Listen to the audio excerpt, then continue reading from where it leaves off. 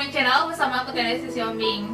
So, hai, apa kabar semuanya? Semoga baik-baik aja. Dan ya, pertama aku mau minta maaf dulu karena kita kembali lagi untuk upload videonya cukup lama dari video kita yang sebelumnya. Ya, dikarenakan segala hal dan baik lainnya, faktor-faktornya yang buat kita untuk cukup lama untuk kembali mengangkat video.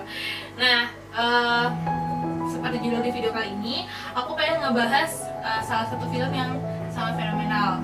Kenapa dan apa dan bagaimana? Langsung aja kita ke videonya. He's lost his way. He needs a friend. Let me help. I think Lily's thoughts. I dream her dreams. She was always there. I need my husband. I need to hold my husband. Are you alright? The fact is, I believe that I'm a woman. And I believe it too. Surgery has never been attempted before. You're my whole life. They could kill you. It's my only hope. This is not my body. I have to let him go.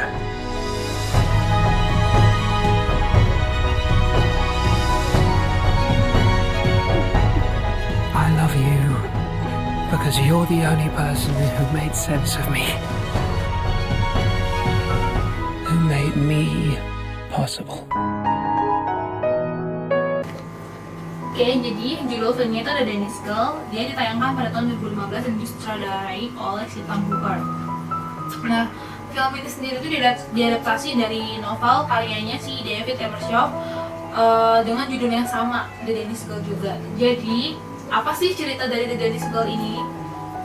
The Danish Girl ini itu menceritakan kisah sepasang suami istri yang diperankan dalam film itu diperankan oleh Eddie Redmayne sama si Alicia Vikander yang memerankan Einar Wegner dan Gerda Wegner. Susah banget namanya, jadi sorry untuk pelafalannya kalau kurang pas. Nah, si Einar dan si Gerda ini kan bekerja sebagai pelukis. Jadi sama-sama bekerja sebagai pelukis, tapi si suaminya, si Einar ini udah lebih terkenal karya-karyanya dan udah lebih sering melakukan pameran lukisan dibandingkan si istrinya, si Gerda ini. Nah, jadi kalau di awal filmnya ditunjukin juga scene pertama itu bertempat di pameran lukisan gitu. Jadi terlihat kayak si Gerdanya ini cukup nggak bahagia gitu kan dengan kesuksesan suaminya, karena mungkin dia juga kayak masih ngerasa aku juga pengen terkenal gitu.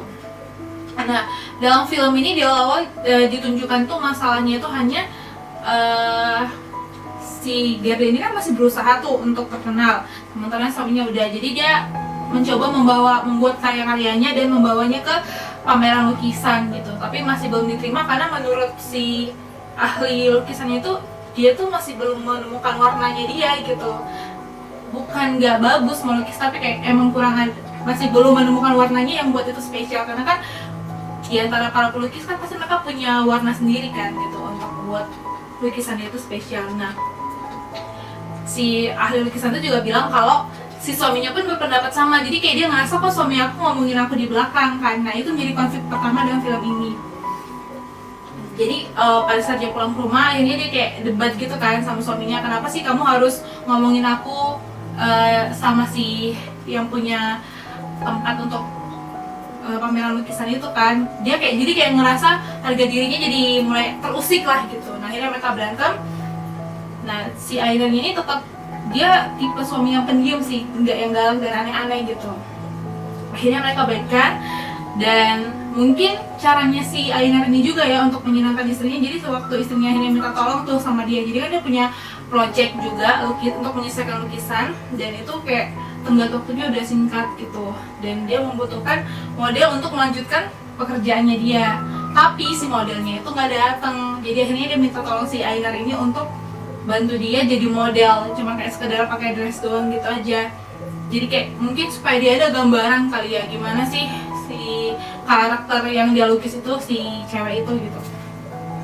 Nah, akhirnya si Einar ini kan tipe suami yang suportif gitu ya sama istrinya. Akhirnya ya udah, meskipun kayak rada-rada nggak mau tapi ya kalau udah istrinya, terus istrinya kan ada pusing juga kan, ya udah akhirnya dia mengiyakan untuk melakukan itu. Nah itu menjadi trigger pertama nih dalam film ini gitu. Di situ si Ainernya ini kayak ngerasa, kok aku seneng ya sama barang-barang cewek ini, kayak sepatu, stocking ataupun dressnya. Dia kayak ngerasa kayak nyaman gitu dengan barang-barang itu, kayak cewek gitu loh. Kalau cewek kan ngeliat sesuatu tuh kayak, duh bajunya bagus, kayaknya tuh cocok ya di gue gitu kan. Nah si Ainer ini tuh punya perasaan seperti itu sih kalau di bahasa awam kan ya. Nah terus nggak lama si model yang harusnya jadi, si cewek yang harusnya jadi modelnya tuh datang, terus kayak dar gitu, ngagetin kan, dan bilang kayak, dan mengeluarkan penyiaran kayak, oh iya kamu tuh cocok kok, cantik gitu loh untuk jadi perempuan. Terus akhirnya saat itu juga lah dia dikasih julukan ataupun identitas lain gitu, jadi memunculkan alter ego dia yang lain, yaitu si Lily.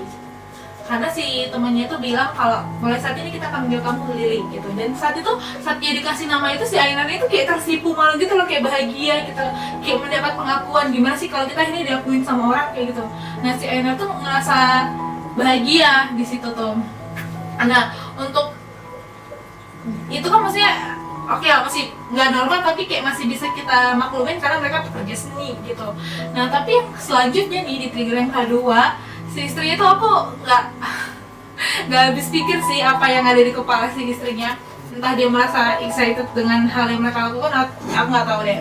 Nah jadi mereka tuh diundang ke pesta dansa sama si temen yang model tadi ini kan, dan dia justru memberi ide ke si Ainer ini, gimana kalau kamu datang bukan sebagai Ainer tapi sebagai Lily.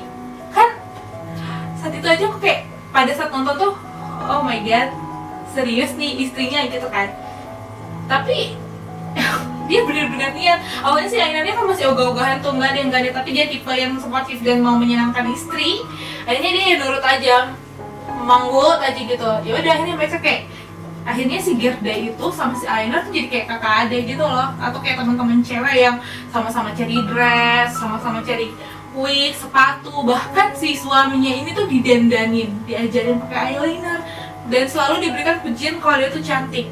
Nah mungkin si Ainernya juga secara fisik itu kayak cowok-cowok British juga banyak sih kayak gitu ya, yang putih, mulus, kayak malah terlihat cantik gitu loh. Nah mungkin si Ainer itu fisiknya juga kayak gitu, dan ditambah dia didukung mau pakai pakaian perempuan, jadi kayak semakin merasa ada dukungan kan, semakin mewujud nyatakan si alter egonya itu. Ya udah pas dibawa ke pesta tuh dia sebenarnya nggak nyaman nih si Ainernya, ngerasa kayak gimana lah gitu, dia di tempat yang sebenarnya sudah biasa dia kenal tapi dengan penampilan perempuan. Nah di situ itu dia ketemu, maksudnya kayak ada 2 kali cowok yang melirik dia tuh, aduh cewek cantik gitu kan. Jadi kayak ngerasa orang, dia jadi kayak, menurut aku pribadi tuh merasa kayak makin dapat pengakuan ya, sampai ada satu laki-laki yang datangin dia dan mulailah itu melakukan tindakan, dan pada akhirnya dia ciuman sama cowok itu, dilihat sama istrinya. Di situ nih mulai nih, kalau dalam film ini tuh mulailah konflik dalam rumah tangga mereka itu terjadi. Karena kalau di rumah tangga pada umumnya kan si suami selingkuh sama perempuan lainnya, ini enggak, suaminya selingkuh sama laki-laki. Jadi kan sempat istrinya yang langsung der gitu kan, kok ini kita cuma main game, kok kamu sampai ciuman gitu sama cowok lain. Nah dari situ tuh si istrinya ngerasa kesal dan stres, suaminya juga kayak ngerasa bersalah, tapi kok ya nggak ngerasa bersalah juga gitu, kayak aku ada rasa nyaman dengan sebagai Lily ini. Nah di situ juga lah ternyata rahasianya terungkap kalau dulunya suaminya juga pernah mengalami hal yang sama. Jadi aku nggak diceritakan begitu jelas apa dia benar-benar berdana sebagai perempuan, tapi setahu dia pakai apron neneknya. Terus teman kecilnya itu kayak menganggap dia tuh cantik dan nyium dia juga. Jadi ini tuh bukan hal pertama bagi dia. Nah disitu dia akhirnya confession tuh ke si Gerda, kalau dulu tuh aku juga gini. Tapi kan si Gerdanya belum siap tuh menerima kenyataan itu. Akhirnya mereka secara ini jadi kayak kepisah gitu, pecah. Jadi hubungannya nggak harmonis lagi kayak dulunya. Ya udah, karena dia juga ngerasa nggak dimengerti, jadinya tuh si alter egonya tuh makin nyata gitu loh, kayak makin mendominasi si Ainarnya ini. Akhirnya dia pergi tuh ke toko, bukan toko apa sih, ke tempat kostum gitu, terus dia mencoba-coba baju perempuan dan kembali menjadi perempuan lagi. Nah, ya udah, nah film itu tuh menceritakan prosesnya itulah, kenapa akhirnya sampai bener-bener si Ainarnya itu menyatakan kalau dia mau jadi perempuan. Nah, si Lilynya itu makin lebih dominan. Dan kan konflik yang sempat dibicarain orang-orang itu kan menyatakan kalau si Gerdanya ini so sweet banget ya, maksudnya meskipun akhirnya suaminya memilih untuk menjadi perempuan, dia tetap dukung suaminya seperti itu. Dan kalau dalam film ini sih emang gitu sih kelihatannya ya, tapi kalau secara pribadi menganggap dia itu juga salah satu tindakan dia yang membuat suaminya jadi seperti itu. Nah, setelah kejadian dia dicium sama cowok di tempat dansa itu tuh kayak jadi trigger dia untuk mengingat kembali kalau dia di masa kecilnya juga pernah mendapat perlakuan yang sama gitu. Jadi saat dia masih kecil, dia jadi kayak ceritanya dia lagi main tuh sama teman cowoknya dia. Terus dia pakai apron atau celemek bahasa Indonesianya, dan si teman cowoknya tuh merasa dia tuh cantik gitu loh, terlihat cantik, dan buat dia itu kayak ngeliat cewek kan, jadi kayak membuat si cowoknya itu tuh pengen nyium dia. Dan akhirnya ya dia dicium sama cowok itu dan ketahuan sama papanya kan, dia cerita ketahuan sama papanya. Terus akhirnya ya udah, dia nggak pernah ketemu lagi sama si teman cowoknya itu. Dan itu dia ceritakan sama Gerda, tapi karena Gerda masih ngerasa shock kan, karena ini kan itu harusnya jadi game doang gitu loh di antara mereka, tapi kenapa akhirnya si suamiku ini malah jadi menganggap itu serius gitu loh. Dia jadi benar-benar menganggap dirinya itu si Lily. Nah, sampai akhirnya kan si Ainar ini selalu pergi ke tempat kostum dan nemuin cowok yang nyium dia itu kan, dan tetap berpakaian sebagai perempuan, tapi masih diam-diam tuh tanpa sepengetahuan si Gerda. Pada saat nih dia kan selalu nemuin tuh cowok yang dia temuin di tempat dansa itu. Nah, ternyata pada saat mereka lagi berhubungan gitu kan, bukan berhubungan gimana, tapi kayak lagi kissing gitu, si cowok itu nyebutkan Ainar, bukan Lily. Jadi yang artinya kalau si cowok itu, si pacarnya itu mengetahui sebenarnya kalau dia tuh si Ainar gitu loh. Jadi kayak penyamarannya tetap tahu gitu. Akhirnya saat itu tuh kayak si Ainarnya tersadar, terus akhirnya kayak pulang dengan perasaan yang sedih gitu, tapi masih tetap pakaian cewek. Dan dia ceritalah ke Gerda. Gerda menemukan dia lagi dalam keadaan memakai pakaian wanita, berdandan seperti wanita kan. Dan disitu juga akhirnya mereka memutuskan untuk Gerda ngambil tindakan, ini udah nggak boleh lagi dilanjutin kayak gitu. Dan dia akhirnya memutuskan untuk membawa suaminya ini, si Ainar ini, ke dokter. Nah, waktu mereka ketemu dokter tuh, konsultasi kan sama dokternya. Nah, ternyata pada zaman itu pun udah banyak kayak gitu. Jadi kasus dimana kromosom perempuannya lebih tinggi dibandingkan kromosom laki-laki. Nah, si dokter menganggap ya itu masih bisa ditanganin kalau memang itu masalahnya ya, karena kan dia cerita. Jadi tuh si Ainar itu ngerasa dirinya itu tuh ada dua orang gitu loh, gak cuma si Ainar doang aja yang ada di diri dia, tapi si Lily itu hidup dalam dia. Jadi kayak dia di dalam posisi kebingungan gitu kan. Dan si dokternya bilang ya mungkin itu karena masalah kromosom kali ya, atau hormon wanitanya dia lebih gede gitu dibandingkan si cowoknya. Kalau memang itu masalahnya kita bisa ngatasinnya. Dan akhirnya ngambil tindakan lah mereka, si dokternya itu, dan disetujui juga kan sama si Gerdanya kalau si suaminya ini akan ditreatment dan di kayak laser gitu lah alatnya. Aku kurang tahu juga sebenarnya itu sinarnya apa. Dan itu bertujuan untuk menghilangkan si kromosom ini ya kan, si kromosom ceweknya. Nah, yang menariknya pada saat itu tuh waktu ditanya dokternya, gimana perasaanmu? Terus dia bilang, kalian sudah menyakiti Lily. Nah, si dokter saat dengar itu tuh kayak ngerasa, wah ini udah nggak masalah karena secara fisik ataupun sel-sel atau gen-gennya dia doang gitu, tapi secara pemikiran dia kayak udah menyimpang gitu. Jadi si dokternya bilang ke istrinya, kenapa kok biarin suamimu itu kayak mempunyai aktivitas yang kayak gitu, maksudnya punya kebiasaan pakai baju cewek dan segala macam, yang membuat dia akhirnya merasa diri dia tuh perempuan kayak gitu. Ya udah, setelah itu rumah tangga mereka udah gak harmonis lah ya, rumah tangga mereka udah gak harmonis. Si Gerdanya stres, tapi justru malah karir dia jadi bagus, karena kan sebenarnya dalam proses perjalanan yang aku udah ceritain tadi tuh, dia tuh kan tetap melukis si suaminya nih. Jadi waktu mereka berpisah, yang suaminya tetap ketemu sama si teman cowoknya itu, si Gerda ini melukis dengan bayangan Lily gitu loh. Jadi dia tetap menjadikan suaminya ini jadi muse-nya dia dalam lukisan dia, dan diterima pula. Jadi maksudnya kayak jadi tuh jadi landasan batu loncatannya si Gerda gitu. Jadi karirnya dia udah mulai baik dan lukisan dia terjual gitu. Nah, di satu sisi nih, saat Gerdanya kan udah mulai terkenal tuh, dan ya dia happy kan banyak diundang ke pameran-pameran gitu kan.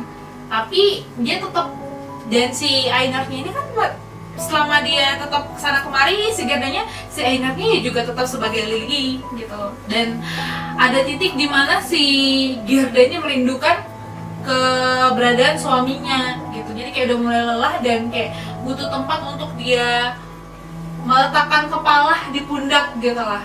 Sampai akhirnya pas dia pulang, dia tetap menemukan Lily kan, bukan menemukan Einar gitu. Terus dia bilang, udah cukup permainan ini gitu. Dan aku pengen suamiku kembalikan suamiku. Nah, saat itu tuh sempat ada perlawanan dari Lily-nya, bilang kayak ini bukan permainan, katanya Lily gitu ke Gerda kan. Ini tuh bukan permainan, yang melakukan permainan itu kamu dan Einar. Aku tuh bukan sedang bermain game gitu kan. Dan sampai akhirnya si Gerdanya bilang, segala sesuatu ini gak hanya tentang kamu, aku membutuhkan suamiku, kembalikan suamiku. Nah itulah ya, close pembicaraan mereka saat itu. Besok paginya, enggak sih, pada malam itu juga tuh kayak si Lily-nya juga jadi kayak berpikir gitu kan. Akhirnya dia mulai ngelepas wignya, dan saat itu menurut aku si Einarnya udah muncul kembali. Jadi di besok paginya dia kembali lagi dengan wujud si Einarnya, bukan Lily. Nah pada saat itu tuh dia ngerasa kayak rumah tanggaku udah gak sehat, dan dia juga selama masa-masa itu juga si Einarnya itu udah gak ngelukis lagi gitu. Jadi pada saat dia sebagai Lily, dia tuh sama sekali nggak melakukan hobi ataupun pekerjaan yang dilakukan si Einar. Jadi benar-benar berbeda kayak gitu. Dia nggak ngelukis sama sekali. Dan secara fisik pun si Einar itu udah tertekan gitu kan, antara kebingungan dia pria atau wanita, dan juga harus melindungi istrinya dan juga melindungi yang dia percaya ada di dirinya, si Lily itu. Jadi dia tertekan gitu, tapi dia tetap berusaha untuk istrinya. Akhirnya dia memutuskan untuk mencari tahu kenapa dia seperti itu. Dia nemuin beberapa banyak dokter lah ya, dan sampai akhirnya mendiagnosa dia tuh kalau dia mengidap skizofrenia.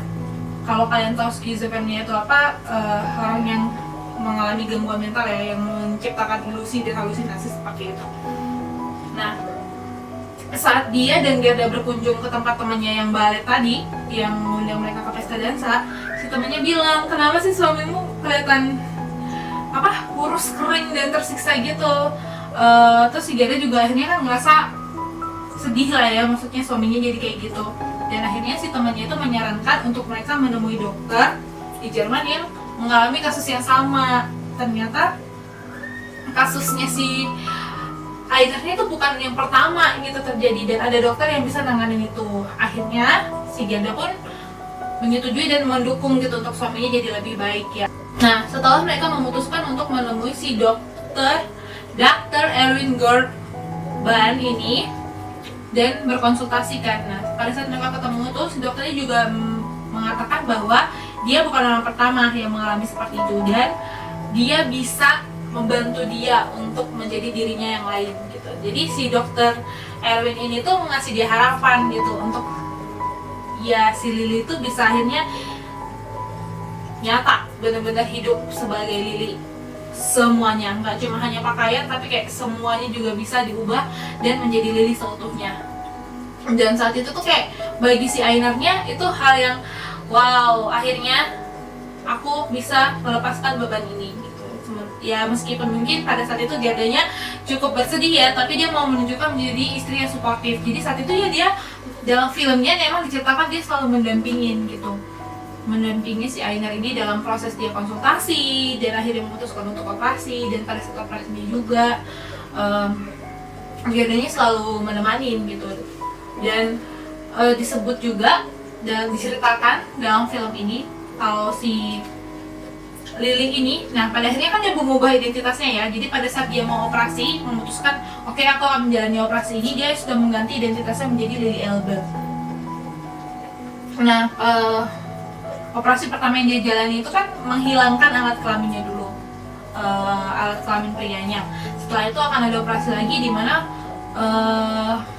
membentuk alat kelamin wanitanya gitu. Nah, jadi itu operasi pertama yang dijalani sama si Lily Elbe ini. Dan memang terharu sih ya dalam film ini karena si Giardania tetap berada di samping suaminya gitu. Setelah operasi pun dia tetap nemenin suaminya. Nah akhirnya mereka kembali lagi kan ke tempat tinggal mereka yang sebelumnya. Dan si Ainar ini sudah hidup sebagai Lily Elbe. Jadi dia menjalani perannya sebagai wanita dan bekerja di salah satu toko. Dan itu kayaknya departemen store gitu ya. Soalnya jadi kayak pegawai departemen store, terus dia jualin parfum gitu lah. Dan dia bahagia banget gitu, akhirnya aku sempurna.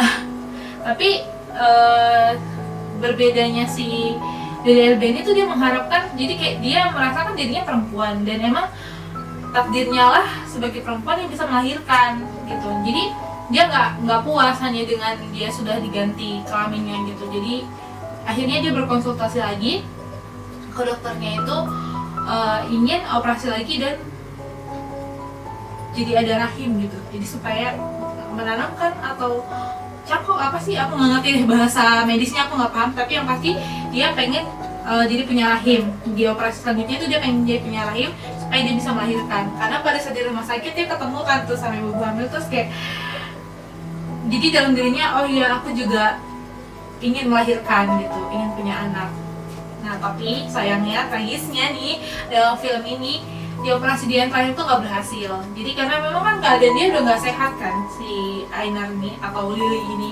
Jadi pada saat dia menjalani operasi kedua pun sebenarnya udah dikasih tahu sama dokternya kalau dia itu fisiknya belum siap. Tapi karena dia keinginannya mungkin udah sangat kuat ya untuk dia menjadi benar-benar seutuhnya, nggak hanya kelaminnya diubah, tapi ya karena kan kayak dia pengen memenuhi semua kodratnya perempuan gitu.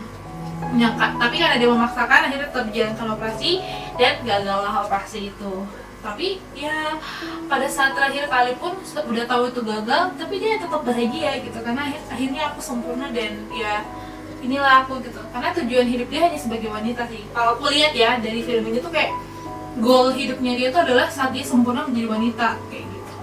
Dan di akhir film diceritakan kalau si Lily-nya ini bilang kalau Gerda kalau dia tuh mimpi gitu, dia mimpi baru lahir dan dia masih dalam pelukan ibunya. Terus ibunya manggil dia Lily. Jadi kayak, oh aku mimpi, ibuku manggil aku Lily, itu udah kayak salah satu mimpi terbesar gitu lah ya buat dia. Dan pada akhirnya, meskipun dia akhirnya meninggal, tapi dia sudah meninggal sebagai Lily. Nah akhirnya selesai juga kita menceritakan film The Danish Girl buat kalian. Jadi buat kalian semua yang baru nonton film ini, pasti kalian udah aku spoilerin banget sih. Tapi gak apa-apa, kalian tetap aja nonton. Jadi kalian bisa tahu lengkapnya gimana dan paham yang aku ceritain itu apa. Karena aku akan bahas hal lain selanjutnya. Kenapa sih aku pilih untuk bahas The Danish Girl ini? Karena berdasarkan riset kita saat cari-cari fakta-fakta ataupun kisah-kisah tentang The Danish Girl, kita menemukan hal-hal yang cukup menarik yang ingin kita bagikan ke kalian. Kalian mau tahu apa?